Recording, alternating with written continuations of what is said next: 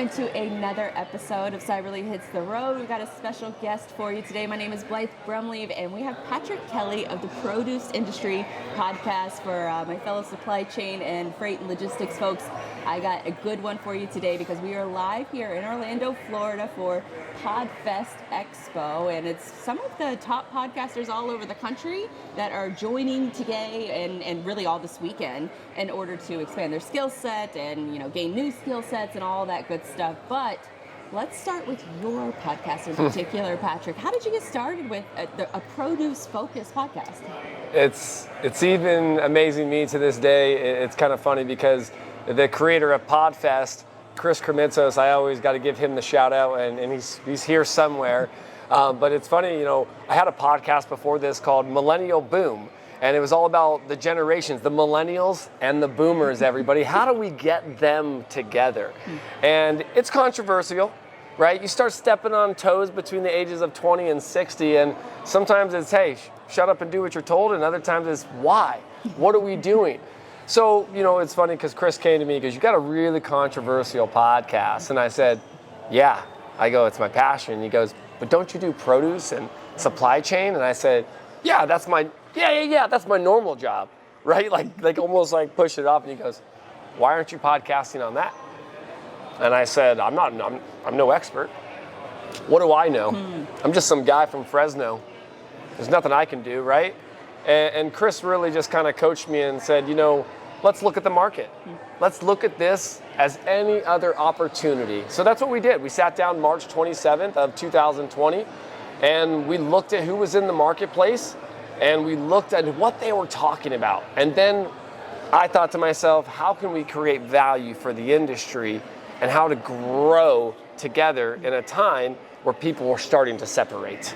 Because that's also, when you started your podcast, we were talking before we hit record, and you said that you had started this podcast in March of 2020. So right when, S is hitting the fan, you decided to start a produce industry podcast. Why? It really was the essence of, we had at all the news media and outlets calling us, hey, what's happening with citrus? I have a citrus background. And it was interesting because, one of my partners was sitting there going, what are we doing? Why are we giving all this information? And I said, my buddy had this great idea to start a podcast. I said, and we can make it focused and we can talk about this between friends and owners and colleagues and make something happen. And all of a sudden it was like, yeah, let's do this. So we started realizing, where do you consume content? Maybe in the car to work, maybe in your AirPods when you're on the tractor. There were all types of ways that we needed the supply chain industry to consume this knowledge, whether you were on the ranch, right? In the packing shed, driving a truck, and then be able to say, this is the information I need, instead of just going to the paper every time. How many times do you get those videos in your emails, or you get these long documents and you don't have time to read those? So how do we create audio content for you on the go or in the office to get educated and get knowledge on the supply chain within produce? So let's talk a little bit about the supply chain and produce, but back it up just a little bit, because you used to own a logistics company, you still work in supply chain. What is sort of your relationship with that industry, and how did you get involved? I mean, if you look at the produce industry in general, I'm third generation. My grandmother, or my Nana, as we call my dad's mom, she worked in the produce department. She worked in grocery stores. Guess where Dad worked at some of his first jobs? Grocery stores, everyone. So we, as kids, obviously my dad was an entrepreneur, and he started his own company in early 80s, PPI BevPack, which is a beverage packaging company. And who do you think, helped Dad out? My brothers and I was picking oranges at the age of 15 in the orange groves of Florida. Oh, wow. So I started in the supply chain very early. I started realizing on the grower side really how a grower is impacted. And just throughout the years, I've owned companies, right? And it all has to do with working through my family. My dad was a big, really, I would say, foundational aspect of me leaving the nest and going a trajectory. I remember the first conversation my dad had. He goes, don't give all of our secrets away, right? Is podcasting really here for produce? And now 2.5 years later, it's, I love what you're doing. How can I support you? And so when you think about it from that lens, you're taking your experience in the supply chain and working at these different facilities, and then you move it into a logistics company. Are you moving that freight? Are you what kind of, I guess, logistics are you? So think about, are you like, a broker booking loads? No. So if you look at like the core business of what we do, I'm partnered up with a grower packer shipper in California that roughly has 600 acres of California citrus. So no brokerage at all going on here. So more of a Thorpe. We are a grower packer shipper, and then what we would do on that side, right? We're salesmen. Well, then when my logistics came in, my brother calls me one day and says, hey, I'm not working for XYZ anymore. I'm not going to tell you the name because you already know who they are in this industry. And he goes, I think we should start a logistics brokerage. We can get reefer units, we can get flatbeds, we can do dry units, and then we can also move medical equipment and things like that. It was about a month later, we come out, we start a little company called Decision Logistics. We were putting the decision in your hands, right, of what you wanted to do with your logistics. And yeah, we were a broker in that sense, but we contracted with our friends and our other companies to say, hey, we're going to do this. How can we support you?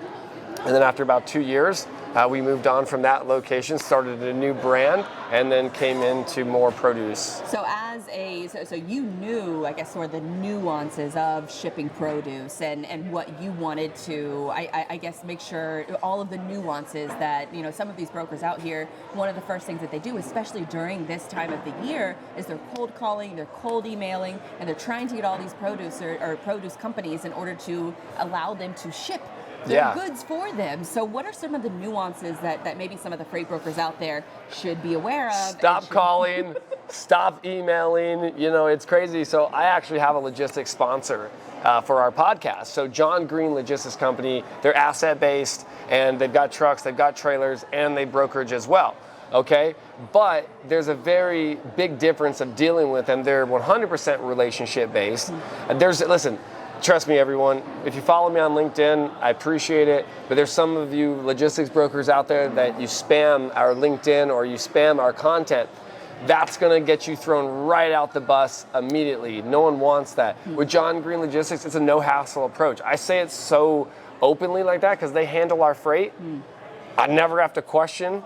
I never have problems with billing. The communication from the marketing manager and the sales managers, like I said, it's almost like we're family. Like I said, it's like Olive Garden. When you come, you're family. It's like, you know, so you get the breadsticks and also the really great salad dressing to go with it. That's how I feel at JGLC, you know what I mean? So even myself I get a lot of brokers that reach out all the time because they're like, I know you move product, let us help you. We could be your one-stop shop.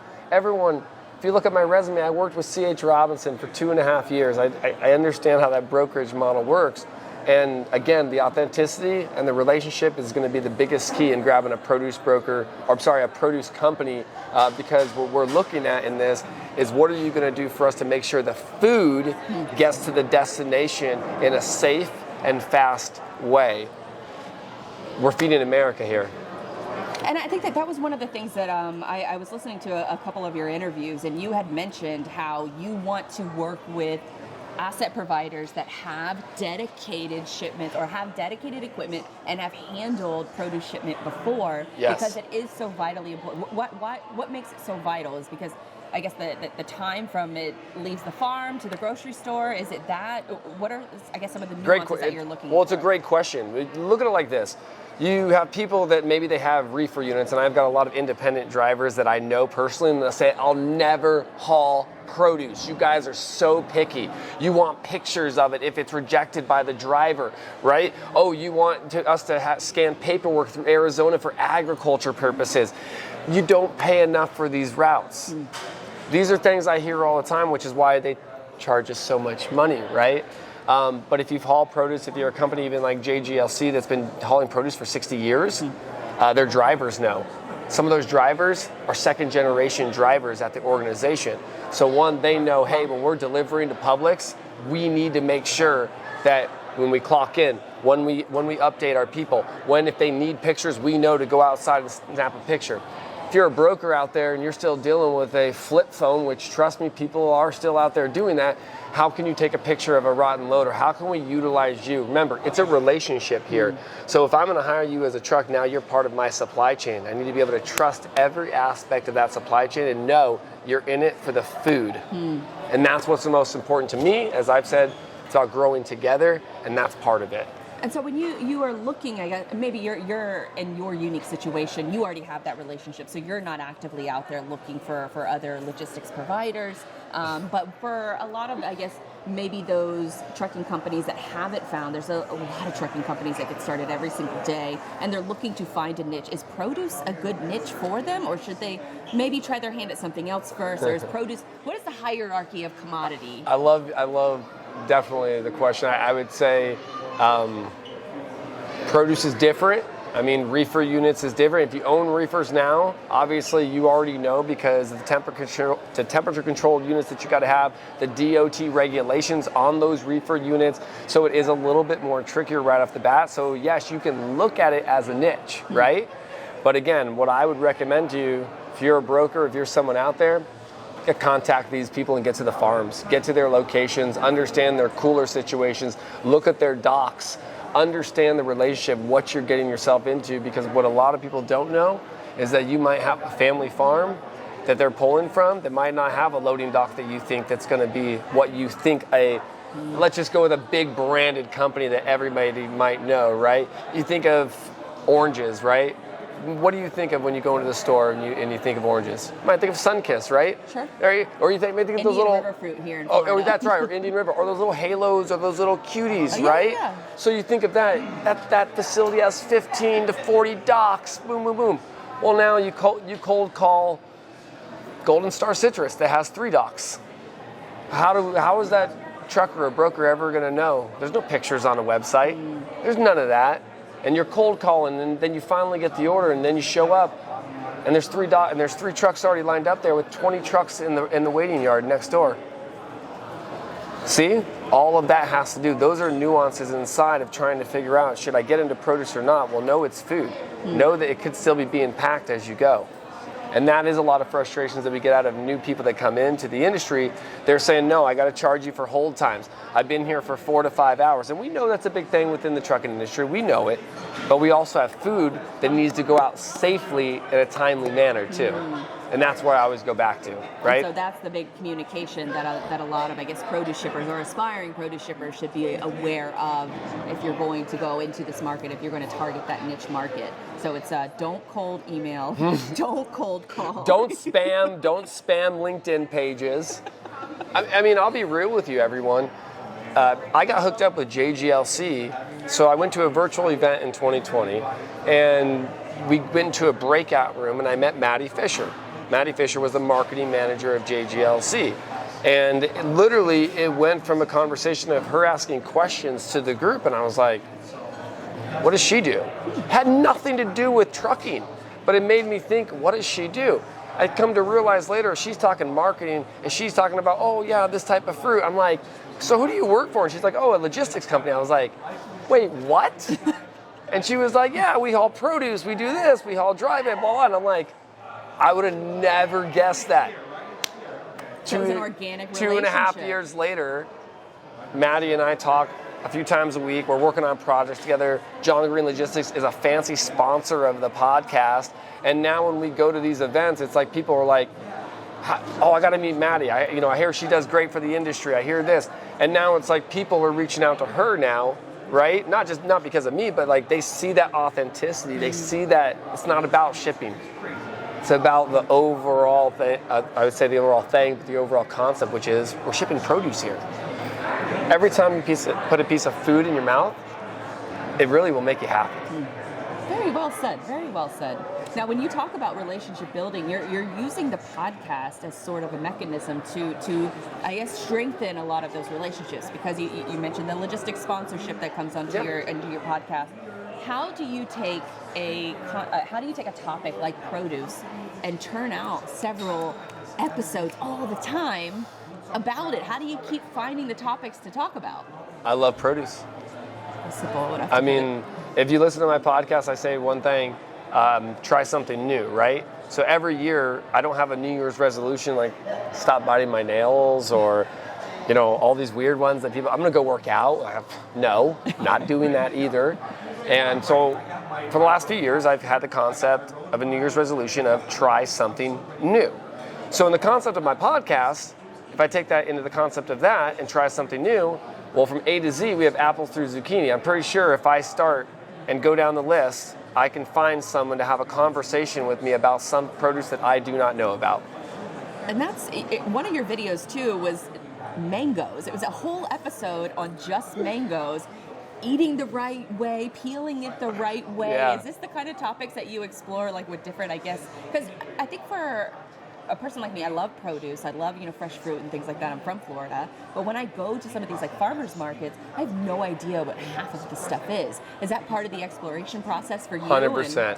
I didn't know what a lychee was until this year. And it was so funny because Dan, the produce man, we're sitting in Tampa, and we go to Whole Foods and he buys these lychees, and I'm like, what are we gonna do with this? And he's like, oh, Patrick, when I used to own my store, these things look like little eyeballs. When you pop them out, I used to throw them on the floor and squirt ketchup. And I'm like, we're gonna eat these? And he's like, yeah. So I try them. I did not like it. Okay, it happens, right? And I said to myself, this is not for me, right? But I still tried it, right? Just like rambutan, just like I said, lychee, just like star fruit, dragon fruit, all these things that I probably would have said no to before, I'm now exploring, so that when I explore it, guess what? I can tell you 20 fun facts on how to eat and pick mangoes, because I've now done it myself. And so that's what you're using the basis of to determine what kind of content you're going to talk about in the future, because you come from a citrus background, but maybe some of these other, parts of produce, is that affecting, I guess maybe the larger goal of what you're shipping as for you as a business owner, or are you just going to stick with citrus and then use the podcast as sort of an educational journey? Yeah, so I will not sell other produce. I love my citrus and I love my citrus community, and I'm always going to stick to that. The podcast is definitely to help grow the industry together. Now, in the essence of time, are more businesses coming near us because of the podcast? 100%. But I'm never one saying, hey, we're utilizing the podcast to do this. If someone tells me no and says don't want to do citrus with you, I said, hey, fantastic. If you're ever interested in the podcast, we'd love to talk to you about that as well. And we're a no hassle, no hard sell approach. And so when you're talking to them about this, are you trying to, what other, I guess, benefits come out of the podcast and using the I guess, as a jumping off point for conversation? Is it part of that relationship building that you mentioned earlier? So if you look at it like a trade show, right? If you have a booth, what's your goal? Draw people into your booth, right? So you look at the same concept. We have a trifecta approach is what I call it, because we have 3 organizations. We've got Golden Star Citrus, which I work for, right? Flavor Wave, which I'm partnered with Michael Chavez, and then the Produce Industry Podcast, which is an extension of the brand, right?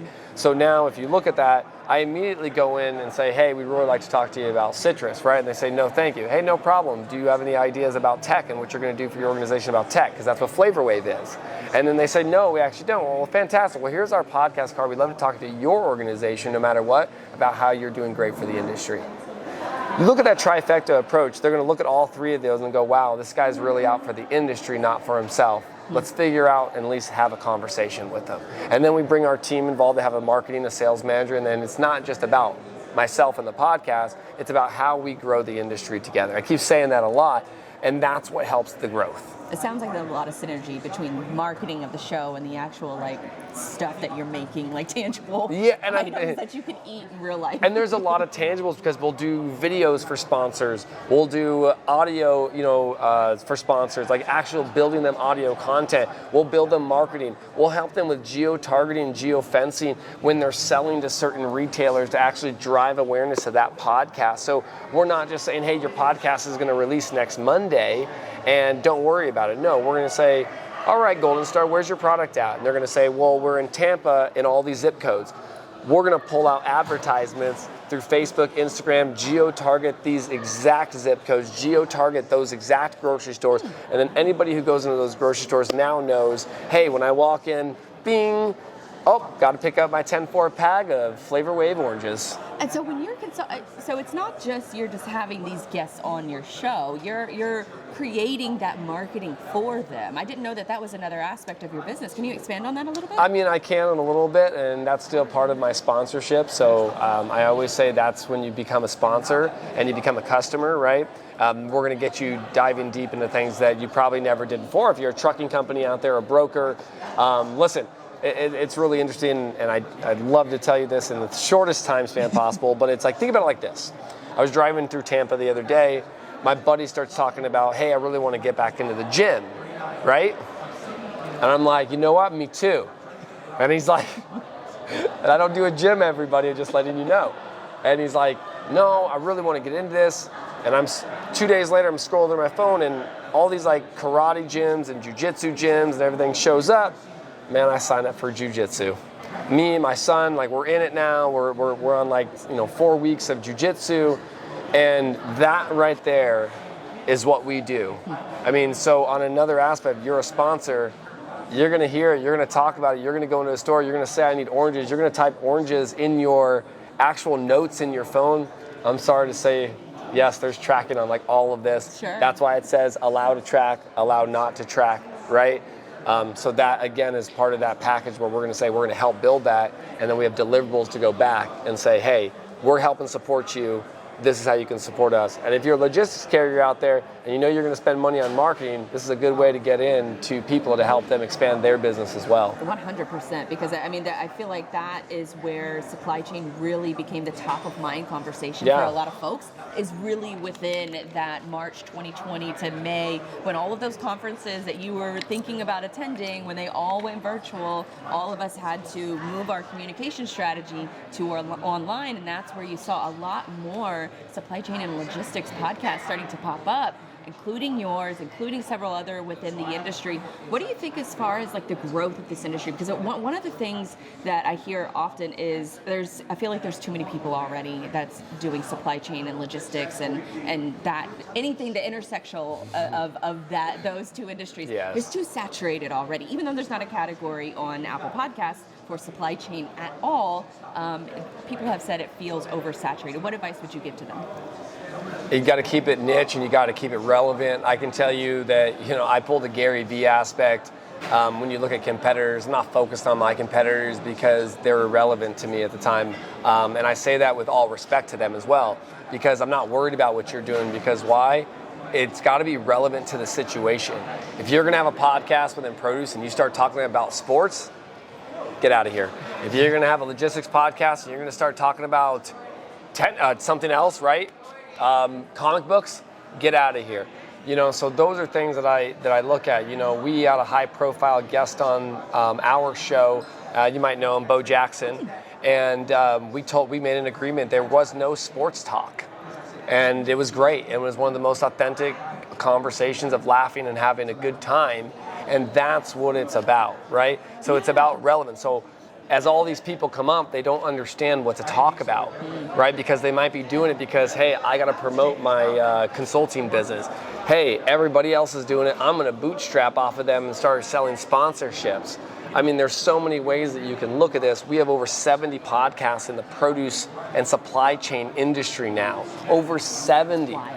Meaning that we're making you choose who to listen to. I don't want you to have to choose. I want you to know what to go for the right information that you need. So yeah, if you're thinking about starting a podcast and you only have 7 episodes in your head, don't start it yet. Start when you have 40 episodes in your head. Think about consistency, think about clarity, and think about relevance in the industry.